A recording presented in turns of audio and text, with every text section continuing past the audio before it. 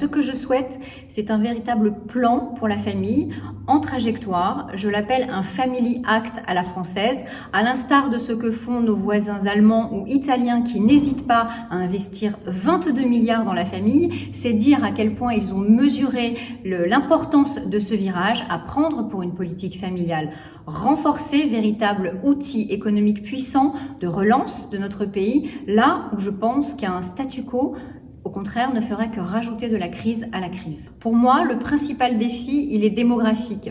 Depuis une dizaine d'années, on dénombre moins 100 000 naissances en France et 1,87 enfants par femme. Donc on voit bien là l'enjeu de la natalité qui est particulièrement important puisque la natalité est la condition de financement de notre modèle de solidarité. Je plaide pour une universalité pleine et entière. Alors, qu'est-ce que ça signifie? D'abord, supprimer la condition de ressources pour attribuer les allocations familiales. Ensuite, verser les allocations familiales dès le premier enfant et supprimer le rang de l'enfant dans la famille. Enfin, regarder la famille dans son ensemble à tous les âges de la vie, de la petite enfance jusqu'à la dépendance.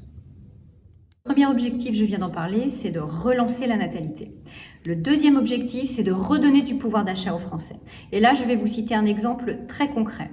Après les 2 coups de rabot successifs qui ont été portés au quotient familial, les familles de la classe intermédiaire ont vu leurs impôts augmenter de près de 790 € par an en moyenne. Le troisième objectif concerne la conciliation entre la vie familiale et la vie professionnelle. Et là, je propose de mettre en place un service public de la petite enfance afin de garantir à tous les parents un mode de garde pour leur enfant de 0 à 3 ans, avec une attention particulière portée sur les familles monoparentales.